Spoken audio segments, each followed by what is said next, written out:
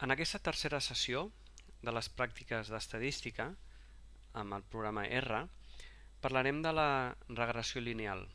Veurem que en primer lloc definirem una sèrie de conceptes que ens permetran el càlcul de l'anomenada recta de regressió. Serà una recta que ens establirà una relació lineal entre dues mesures.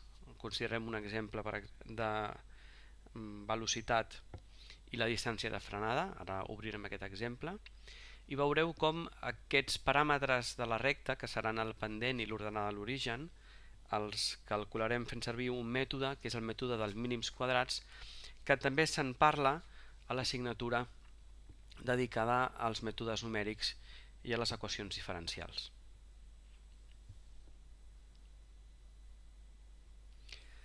Quan estudiem dues característiques comunes d'una població, podem parlar de X i Y, diem que estem analitzant una variable estadística bidimensional. Primer, per poder veure la relació entre aquestes dues característiques, podem fer una certa representació gràfica. Per fer-ho, suposem que tenim un conjunt d'observacions d'aquesta variable i representem gràficament en un pla aquests punts, aquests parells de punts, de manera que el que s'obté és un núvol de punts o diagrama de dispersió. En R carregarem aquesta llibreria de dades. Recordeu que fem servir la comanda datacars. Si cridem a l'ajuda per veure què és el que conté aquesta variable, observem, en aquest cas obrim una mica més la zona de l'ajuda, aquest conjunt de dades conté les velocitats i les distàncies d'uns determinats cotxes i les distàncies de fet fins a la frenada. Ens comenten, i això simplement és per en tot cas ser conscients de les velocitats i de les frenades o de les capacitats dels frens d'aquests cotxes, que aquestes dades són del segle passat, són del 1920. En tot cas sí que podem veure que aquesta estructura és una estructura de data frame on hi ha 50 observacions, és a dir, hem mesurat 50 cotxes i tenim aquestes dues variables que són la velocitat, que seran nombres reals, mesurada en milles per hora, i tenim la distància mesurada en peus. Si fem servir la instrucció attach de cars, això recordeu que ens permet evitar escriure cars dòlar de velocitat, que són aquest conjunt de dades, o cars dòlar distància per les corresponents distàncies, sinó que directament podem escriure speed pel vector de velocitats i distància per les corresponents distàncies de frenada. També aquí hem vist, en tot cas amb l'ajuda, quin tipus d'estructura estem considerant amb aquest conjunt de dades de cars, però podem fer el mateix a través de la instrucció str, on si executem veiem que és un dataframe amb 50 observacions d'aquestes dues variables i podem veure una mica quin és el contingut de la variable speed, són aquests els primers elements, i el mateix amb la corresponent variable de distància. Ara sí, un cop hem presentat aquest conjunt, aquesta estructura, podem fer un dibuix senzill on en l'eix horitzontal, el que parlaríem de la variable de les x, posem la velocitat i com a variable de les y posem la distància. En aquest cas podem veure aquesta figura on representa en l'eix horitzontal la velocitat en milles per hora, en l'eix vertical tenim la distància en peus, i una simple observació d'aquestes dades sí que ens permetria dir d'alguna manera que a mesura que la velocitat del cotxe augmenta quan accionem el fre, la distància recorreguda és també major. És evident que existeix una fórmula que mesura quina és la distància recorreguda en funció de la velocitat. Aquí d'alguna manera la física ens donaria aquesta fórmula, però també hi ha elements com el tipus de fre, com el tipus de superfície on estem produint la frenada, que ens permeten aquesta oscil·lació, aquesta variabilitat en les dades. Però sí que podem considerar, i de fet veurem els resultats en les transparències següents i en els càlculs següents, que sí que quan augmenta la velocitat augmenta la distància i per tant que en alguna manera podrem establir una relació lineal entre aquestes dues variables. Com a comentari curiós del terme regressió, que pot cridar l'atenció en el sentit de que quina relació hi ha entre la paraula regressió i el que procedim a fer, que és simplement, donada una variable bidimensional, donades dues mesures, establir una línia, una recta que les relacioni. Això no, a priori no té cap sentit amb la paraula regressió, que ens evoca d'alguna manera és una paraula amb una connotació negativa.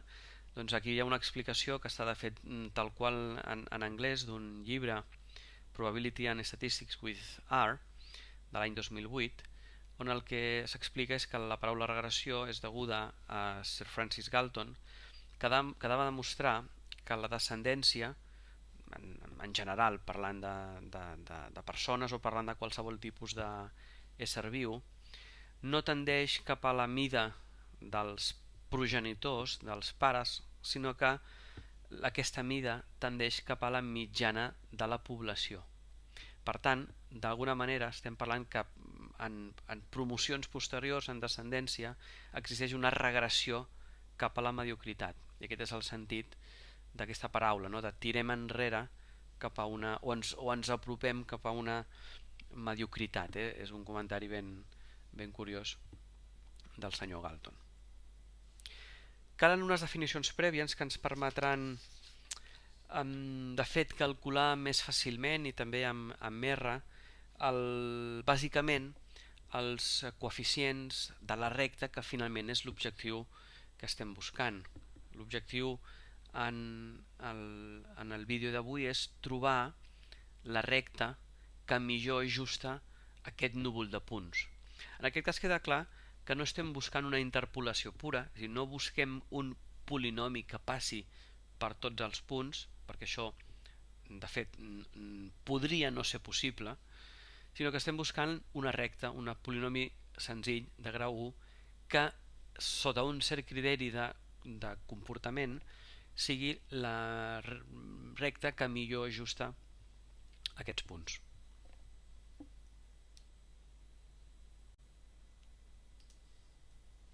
Alguns d'aquests elements que volem definir prèviament, que ens ajudaran en el càlcul d'aquests dos paràmetres, de la recta, el pendent i l'ordenada de l'origen, ja han estat definits en la pràctica anterior, en particular la variància. En aquest cas considerem uns punts, unes coordenades, un conjunt de punts, en aquest cas són les coordenades x, considerem que són els valors observats de la variable aleatòria x, i en aquest sentit la variància d'aquestes dades es defineix com la suma d'unes diferències al quadrat, que són les diferències dels punts respecte del valor mitjà.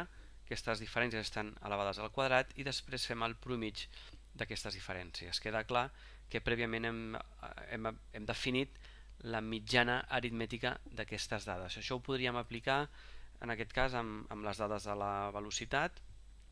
En primer lloc calcularíem la mitjana de speed, i això obtindríem aquest 15,4, i directament podem calcular la variància d'aquestes dades a través de l'expressió var de la velocitat.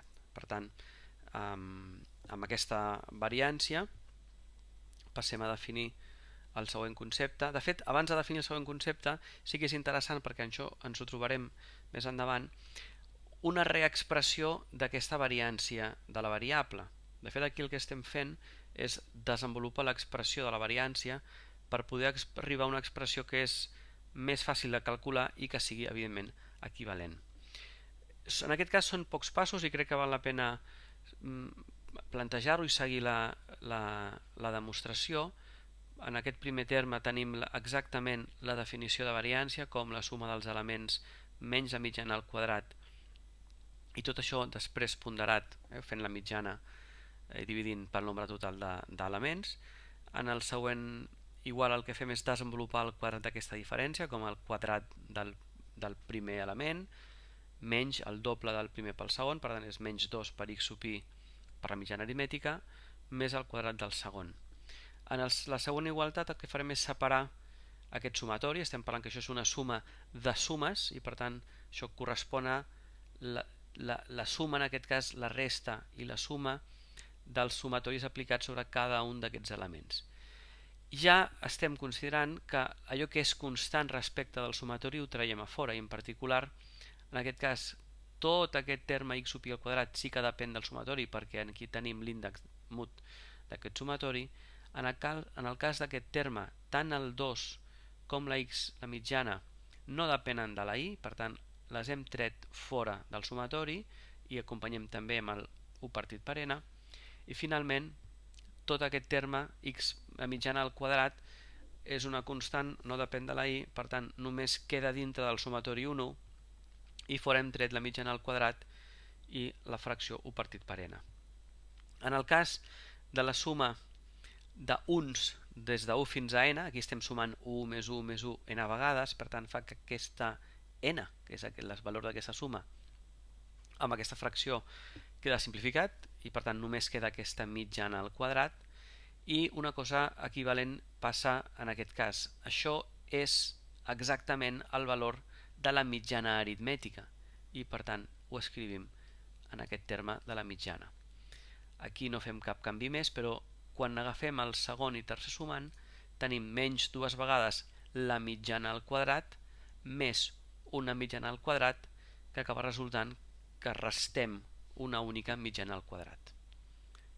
Aquesta seria, doncs, una expressió alternativa de la variància com el promig dels valors al quadrat o la mitjana aritmètica de la variable x al quadrat menys el quadrat de la mitjana aritmètica de les dades de x.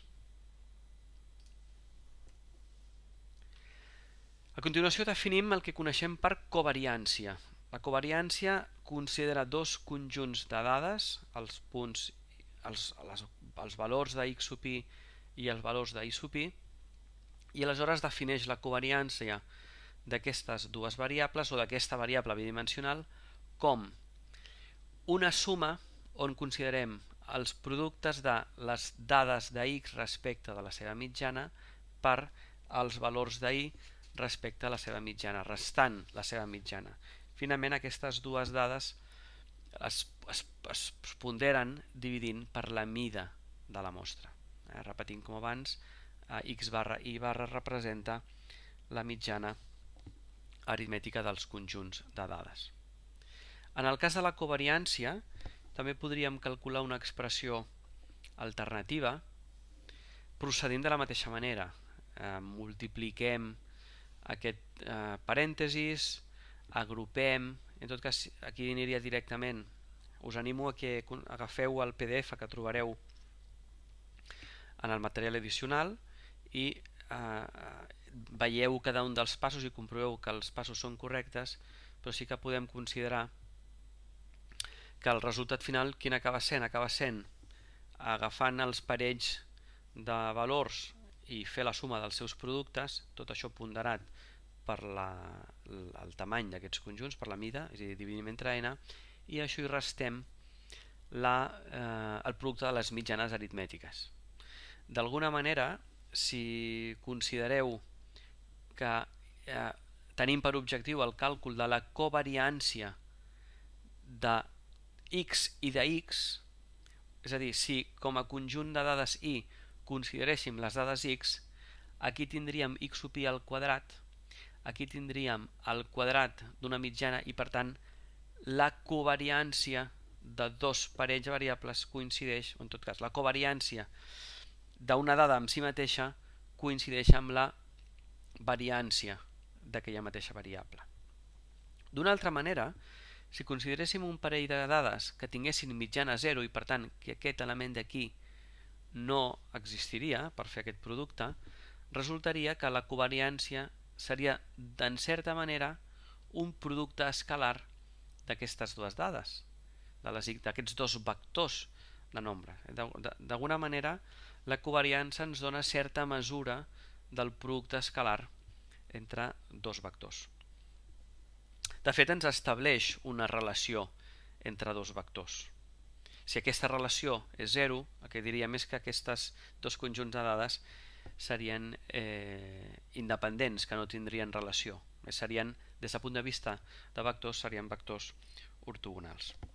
Aquesta covariància és senzilla de calcular amb R, simplement fem servir la instrucció COV, COV, de covariància. En particular, si ho apliquem als vectors velocitat i distància, obtenim el valor 109,9469 i és cert que la covariància com a tal, aquesta mesura, aquest 109, de moment encara no som capaços de donar-hi un sentit.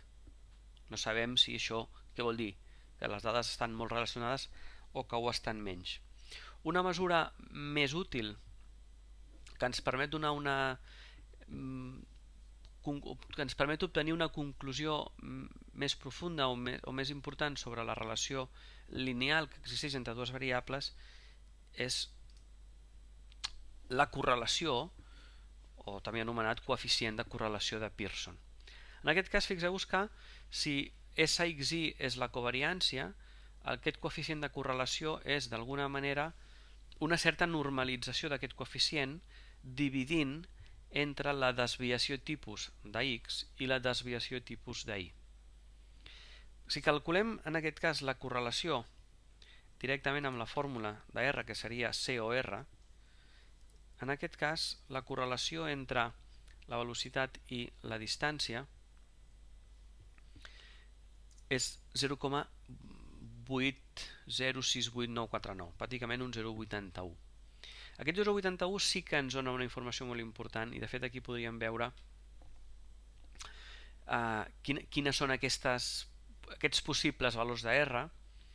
De fet, els possibles valors de R són números que en valor absolut estan entre 0 i 1 i per tant seran el rang de valors que pren aquesta R petita, aquest coeficient de correlació de Pearson, són nombres entre menys 1 i 1. Si R és exactament 1, podem dir que existeix una correlació positiva perfecta. I això voldria dir que la recta, és a dir, que els punts que hem considerat estarien perfectament alineats i d'altra banda que en l'augment de la variable I implicaria un augment de la variable I. Quan la R està entre 0 i 1 vol dir que existeix una certa correlació positiva i que aquesta correlació és més forta com més proper sigui R a 1 i més dèbil com aquesta correlació sigui propera a 0. En el cas que ens ocupava de la velocitat i la distància d'aquests cotxes en la distància de frenada, un valor de 0,8 o 0,81 implica una certa correlació. Podríem dir que és una correlació bastant important i evidentment és una correlació positiva. Augment de velocitat implica augment de la distància. Quan R és 0 vol dir que no existeix relació lineal. I aquí és important destacar que el fet que no existeixi relació lineal no vol dir que no existeixi relació d'algun altre tipus, és a dir, podríem tenir relacions no lineals entre les nostres variables i per tant que en aquell cas també mantinguéssim aquest coeficient de 0. Però el que està clar és que si les dades són perfectament incorrelacionades, és a dir, estem parlant de dues magnituds que no tenen res a veure una amb l'altra, ens donaran valors molt propers a 0. Els valors negatius són similars als corresponents valors de R positius, simplement que quan parlem de correlació negativa o una correlació negativa perfecta en el cas de que la R fos exactament igual a menys 1, estaríem parlant que l'augment de la variable X implicaria un decreixement de la variable Y.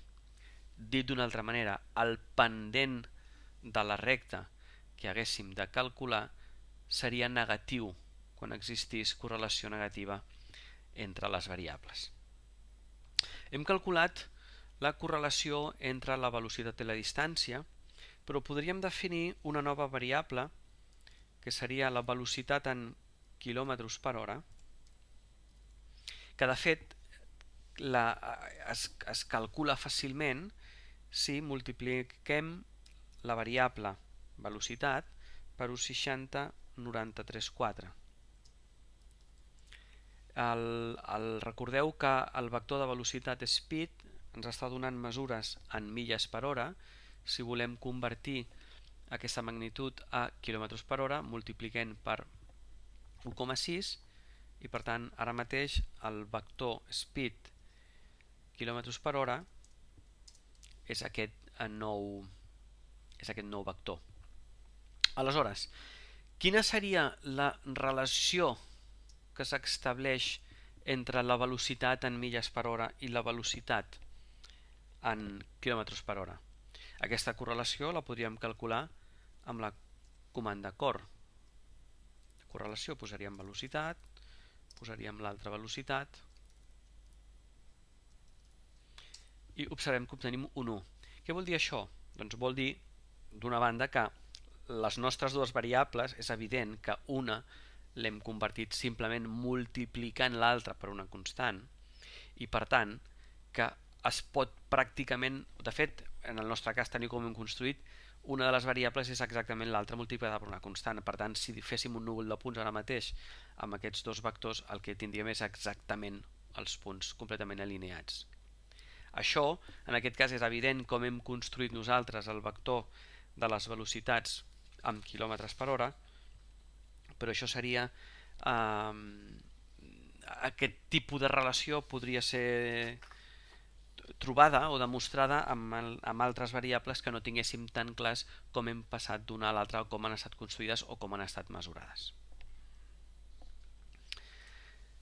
A continuació anem a parlar de la regressió lineal, d'exactament com podem procedir a trobar els paràmetres del nostre model que es vol ajustar. En particular nosaltres voldrem ajustar una recta i aquesta és la filosofia de la regressió lineal quan volem ajustar per una funció afí. Si sospitem que la relació entre aquestes dues variables no és una funció afí, amb funció afí m'estic referint a una recta, i igual a mx més b, on m és el pendent i b és l'ordenada de l'origen, busquem la recta de regressió que millor representi aquest núvol de punts.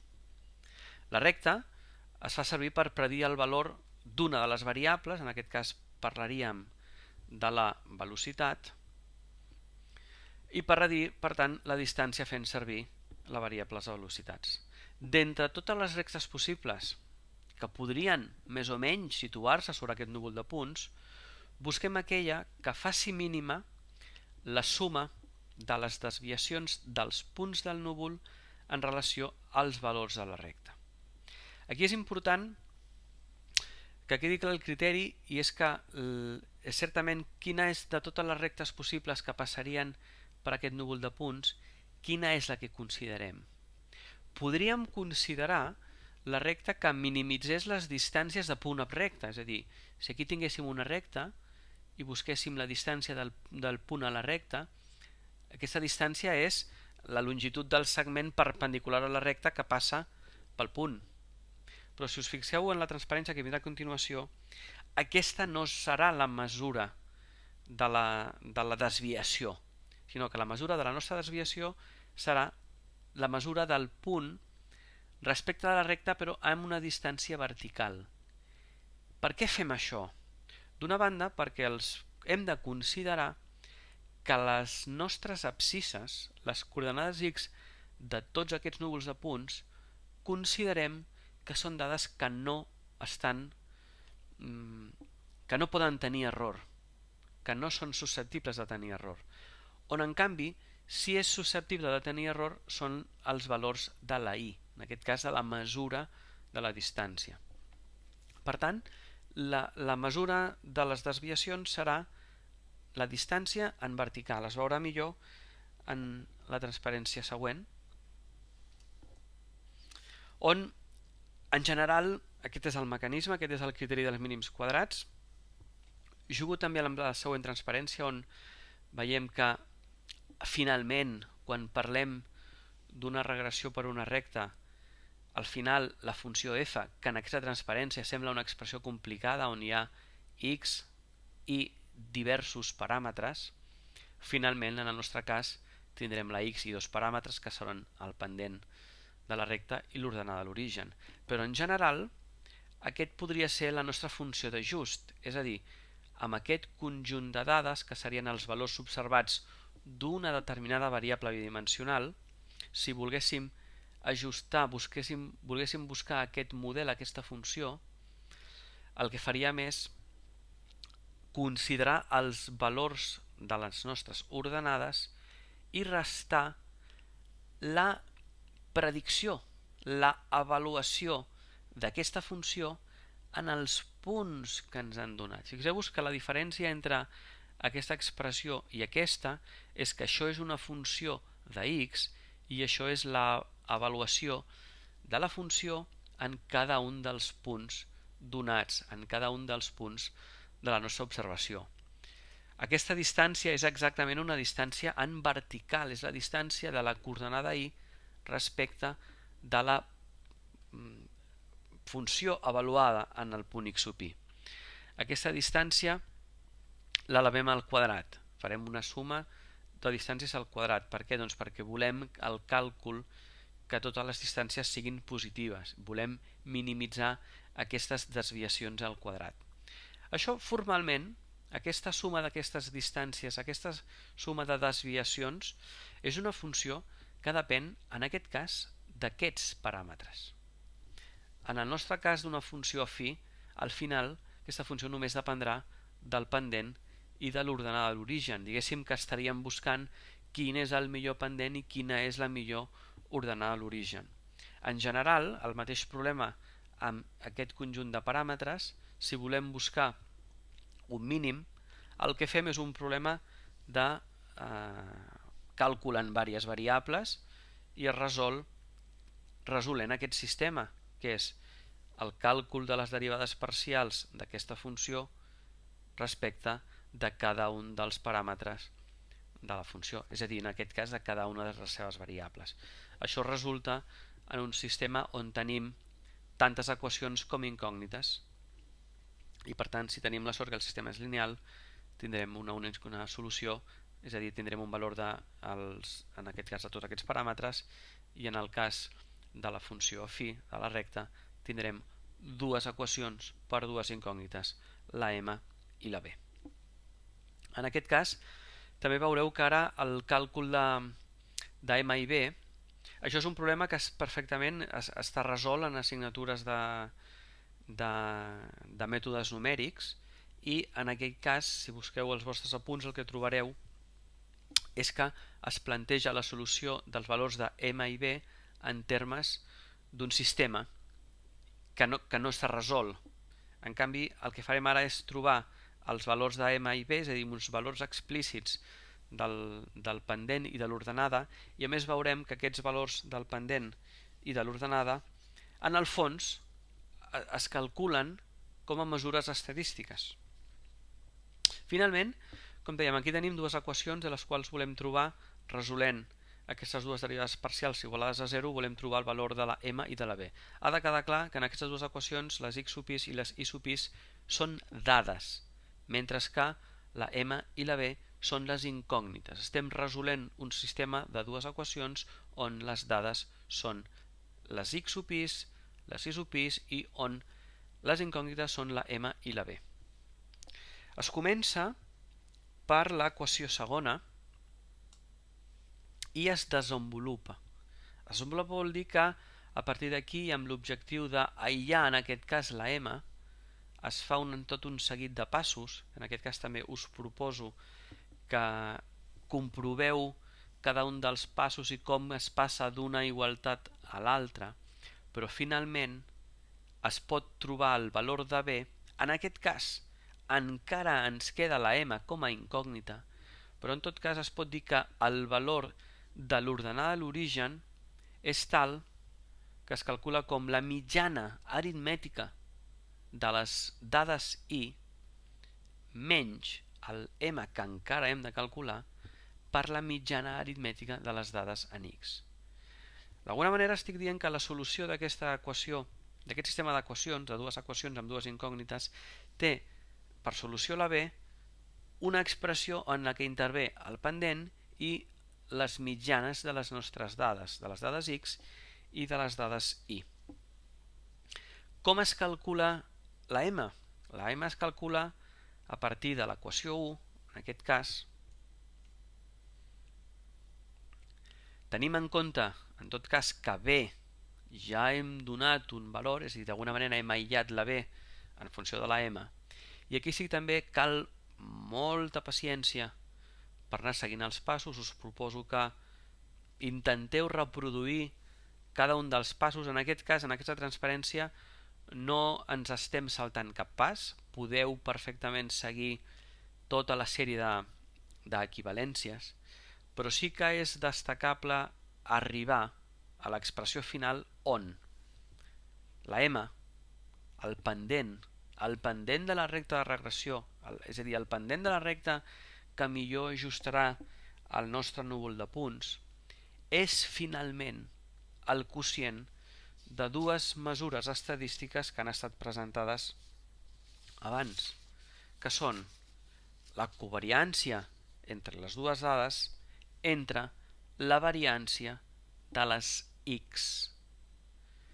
Un cop calculat aquest valor de la m, tornaríem enrere i ja podríem calcular el valor de la b amb el càlcul de la mitjana aritmètica de les dades i, amb aquesta m que acaba de calcular, i amb el valor de la mitjana aritmètica de les dades de la x.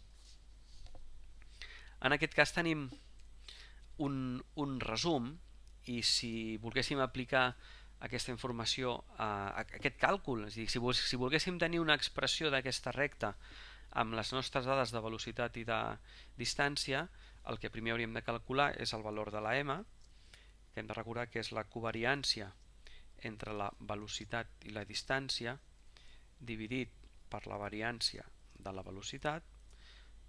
Això correspondria a un valor de m igual a 3,932409 i el càlcul de la b seria la mitjana de les is menys el valor de m que acabem de calcular multiplicat per la mitjana de les x.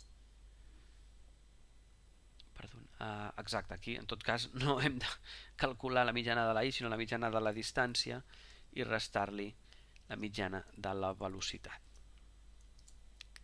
Ara sí, la b és aquest menys 17,57909. Estem parlant, per tant, que la recta de regressió, en aquest cas l'hauríem calculat directament com menys 15,57909 més 3,932409 per x. O en tot cas, aquí podríem dir, ara el que faré serà escriure com a comentari, la distància és igual a menys 17,57909 més el pendent, que seria 3,932409 per la velocitat.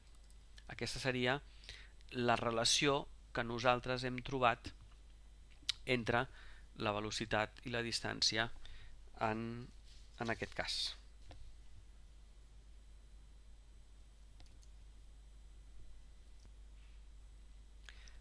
El que ens queda ara és d'alguna manera avaluar la nostra recta.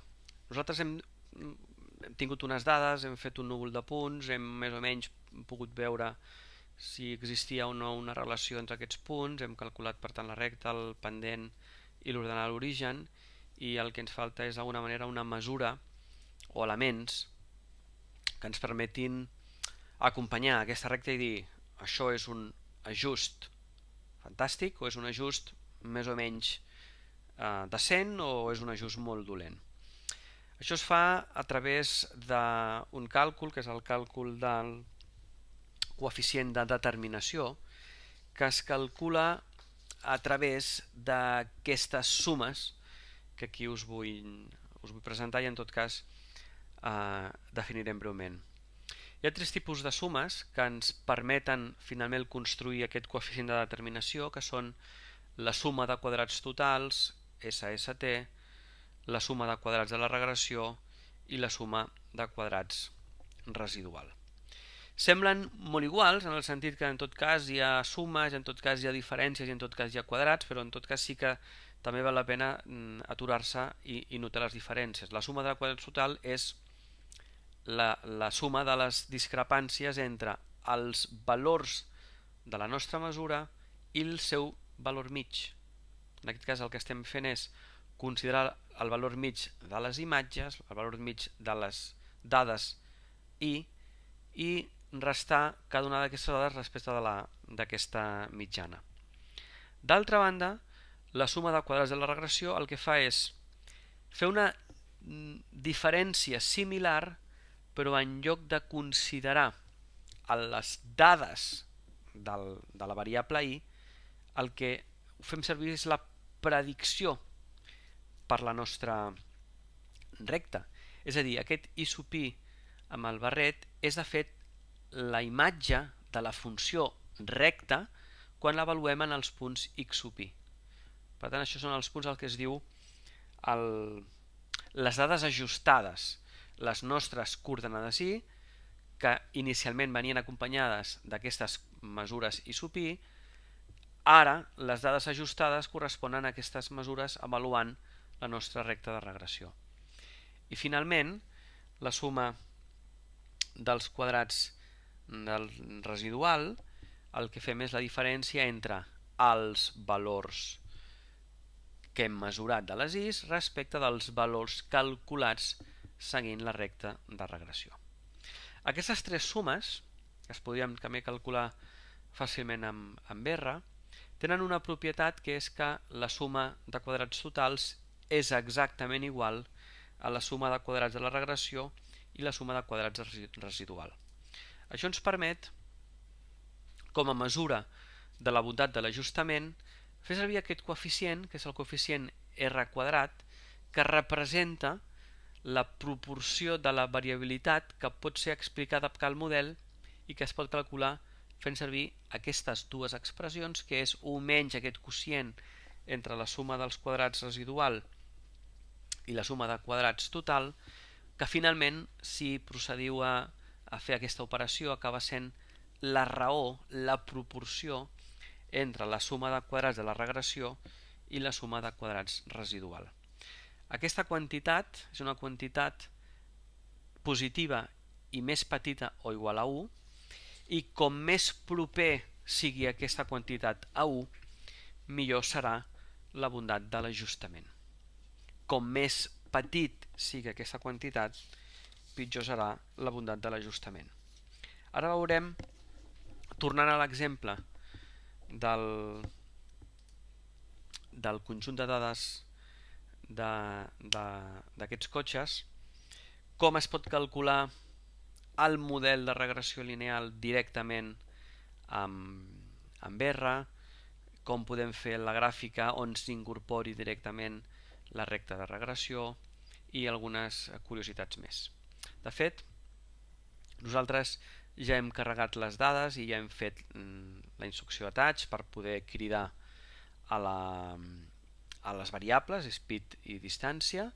Recordeu que ja hem fet també el gràfic del núvol de punts amb la comanda plot, i en tot cas ara sí que incorporem aquesta primera comanda, aquesta nova comanda, que és el càlcul del model de regressió, on és important anar a poc amb el que explicarem a continuació.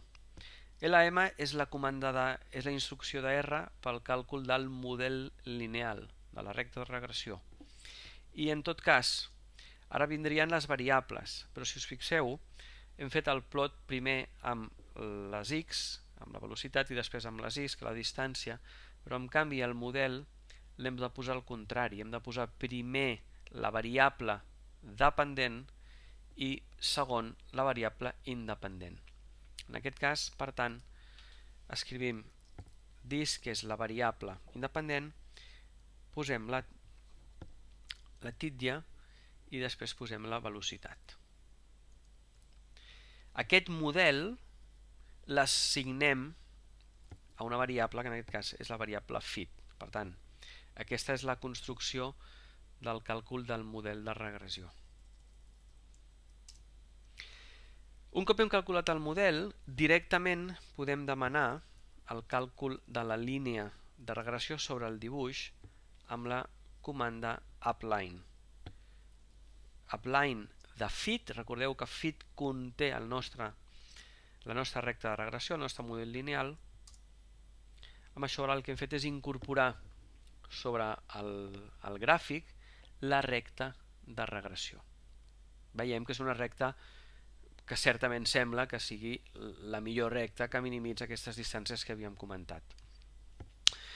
La resta de valors que havíem, els paràmetres a la recta, es poden veure directament si sobre fit demanem, és a dir, fit, que és un model, si escrivim, veiem que els que retorna com a coeficients són 2.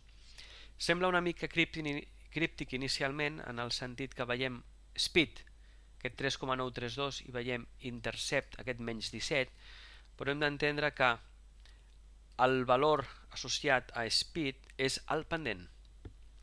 És el pendent, és allò que cal multiplicar per la velocitat per aconseguir la distància. I l'intercept és, de fet, l'ordenada a l'origen, és el punt de la recta que talla l'eix de les is.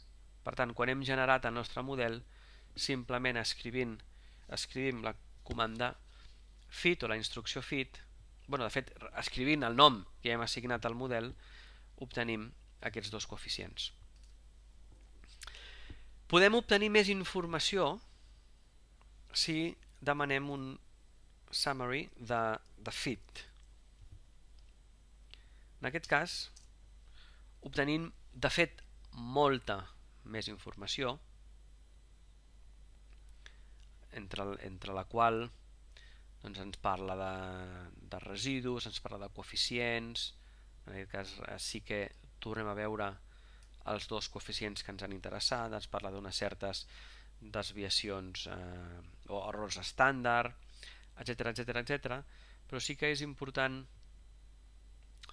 trobar de nou el valor de l'R quadrat, que és aquest 0,6511. Aquest número correspon a un número que no és excessivament alt, i per tant estaríem dient que l'ajust és bo, però no és excessivament bo, no és un R quadrat molt elevat. A vegades podem trobar ajustos amb unes R's molt més importants que aquest 0,65. Per tant, quan fem el summary, el que és important és identificar aquests dos valors i poder també identificar el valor del coeficient de determinació a l'R quadrat. Podem fer un altre tipus de gràfics també molt il·lustratius, que també pot a vegades fer-nos descobrir algun patró estrany en les nostres dades, que és el gràfic dels residus. És el gràfic dels residus que, si les nostres dades realment segueixen un cert model lineal, el que hem de veure és com un núvol de punts que ja no tingui cap tipus de patró. Per fer aquest gràfic dels residus fem servir un plot on posem l'eix de les X la velocitat i en l'eix de les Y posarem els residus. Fixeu-vos que estic posant el nom de el nostre model i el dòlar. Això vol dir que fit és un data frame, estem accedint a la variable dels residus. En aquest cas també podem dibuixar una recta, que seria la recta horitzontal, i podem veure que certament en aquest cas aquest núvol de punts no presenta cap tipus d'anomalia, hi ha punts per sobre, punts per sota. Si els residus marquessin un núvol de punts amb una certa tendència, possiblement voldria dir que la nostra regressió tampoc no era bona, perquè els punts no s'ajustarien segons un model rectilini, sinó que seria un model potser d'un altre tipus, quadràtic o exponencial. Finalment, per fer les prediccions d'un conjunt de valors es pot fer de diferents maneres. Una manera senzilla és, si nosaltres hem considerat, ja tenim el càlcul de la M com abans i el càlcul de la B, doncs la predicció podria ser, si volem calcular quina seria la distància en peus que recorre un cotxe que té una velocitat de 12 milles per hora, doncs faríem 12 per la M més B, i aquest valor de peu seria la predicció. Però si el que volem és obtenir prediccions per una sèrie de valors, una sèrie més important de valors, aleshores sí que podríem en tot cas fer servir una comanda pròpia, que és el predict.lam,